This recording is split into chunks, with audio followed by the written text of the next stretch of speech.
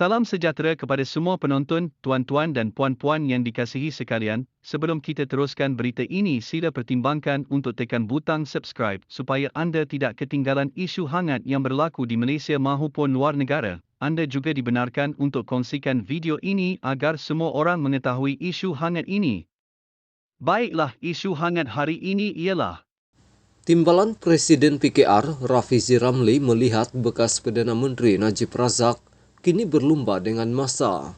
Menurutnya semakin lambat pilihan raya diadakan, semakin dekat kemungkinan Najib berpindah dari kediaman mewahnya di Pavilion Kuala Lumpur ke penjara.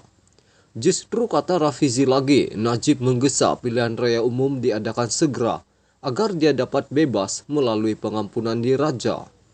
Bercakap kepada Malaysia Kini, pemimpin PKR itu juga mendakwa kegairahan bekas Perdana Menteri itu boleh ditafsirkan sebagai satu pengakuan bersalah.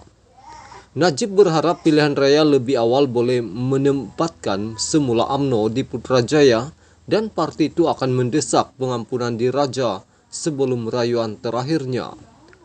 Ironinya, walaupun dia boleh berbohong dengan mengatakan dia tidak mencuri apa-apa, wang untuk memperdaya penyokongnya, desakannya untuk pilihan raya segera adalah pengakuan bersalah secara diam-diam kerana ia mengesahkan strateginya untuk bergantung kepada pengampunan jika UMNO kembali tambahnya. Disember lalu Mahkamah Rayuan mengekalkan sabitan dan hukuman penjara 12 tahun Najib berhubung kes SRC International anak syarikat 1MDB. Namun dia diberikan penangguhan pelaksanaan hukuman sementara menunggu rayuan terakhirnya di Mahkamah Persekutuan. Najib dan Presiden UMNO Ahmad Zaid Hamidi pada konvensyen BN kemarin yang dibicarakan atas tuduhan rasuah membuat gesaan supaya pilihan raya diadakan segera. Dalam ucapannya, ahli parlimen pekan itu berkata pilihan raya tidak boleh ditangguhkan kerana inflasi atau kepentingan pribadi. Bagaimanapun, Rafizi mendakwa Najib dan Zahid serta kluster mahkamah UMNO sedang mengatur strategi demi kepentingan diri sendiri. Jelas sekali Najib dan Zahid berada dalam keadaan panik.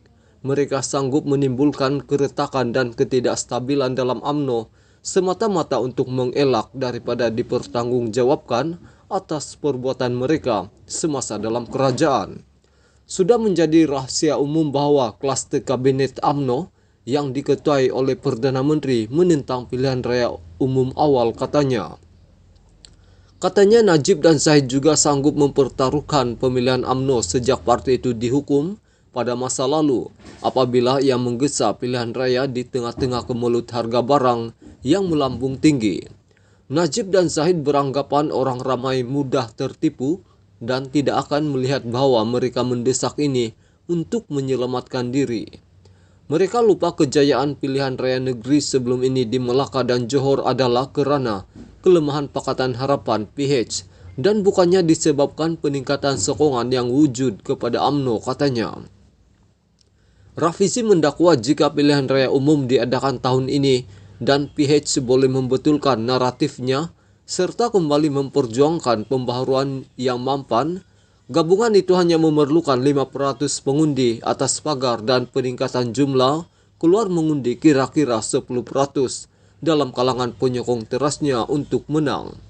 Dari perspektif itu, saya teruja jika UMNO terus mengikut laluan ini kerana ia meningkatkan peluang pilihan raya kita. Dengan syarat PH membina naratif yang padu dan dekat dengan rakyat dengan cepat. Keadaan makroekonomi dan perspeksi toksik yang berterusan terhadap UMNO seperti diakui oleh timbalan presidennya sendiri memihak kepada PH. Itulah sebabnya saya lantang menentang strategi kemah besar kerana ia mengalihkan perhatian daripada tugas paling penting, iaitu membangunkan naratif yang membina semula kepercayaan dan berharap untuk tadbir urus yang lebih baik tambahnya.